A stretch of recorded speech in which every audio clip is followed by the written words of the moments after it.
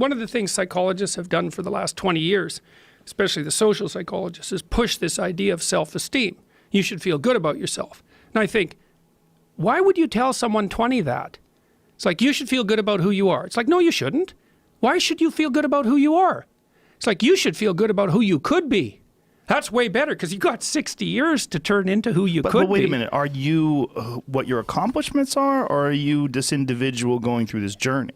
I mean, I don't think there's anything wrong with feeling good about who you are, as long as it's tempered by an understanding of potential and what you have accomplished versus what you can accomplish. Well, I think having confidence is a big part of it. It is. And I'm not saying that people shouldn't have confidence, but like often you take young people, say they're 16 to 22, and they're not really feeling that good about who they are. Right. Because their life is chaotic and in disorder, and they don't know where they're going, and they don't know which way is up. Also, there could be bad parenting, oh God, yes, bullying. Yeah. Oh, yes. There could be a lot of abuse going on.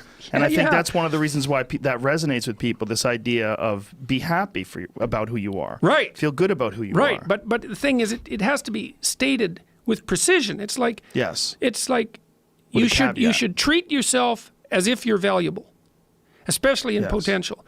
But you should concentrate on who you should become, especially if you're young. And so let's say you're miserable and nihilistic and chaotic and depressed and all of that now, and you have your reasons, you know, terrible parenting, abuse, all of those things. It's like, well, you should feel good about yourself. It's like, no, it's not the right message. Is that it's more like you should understand how much potential there is within you to set that straight. And then you should do everything you can to manifest that in the world, and it will set it straight. And that's better than self-esteem. It's like, you're in a crooked, horrible position. Okay, fine. There's a lot of suffering and pain associated with that. Yeah, you can't just feel good about that because it's not good. But you can do something about it. You can genuinely do something about it.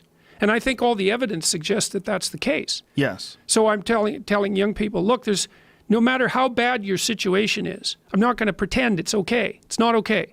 It's tragic, tainted with malevolence. And some people really get hurt by malevolent people, like, you know, terribly hurt. Sometimes they never recover. It's really awful. But there's more to you than you think. And if you stand up and face it with a positive, with a noble vision, with discipline and intent, you can go far farther to overcoming it than you can imagine.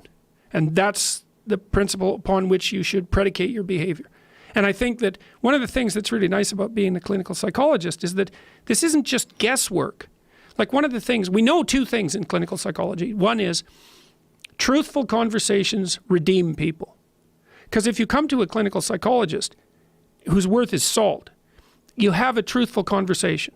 The conversation is, well, here's what's wrong with my life, and here's what caused it. You know, maybe it takes a year to have that conversation, and both of the participants are doing everything they can to lay it out properly.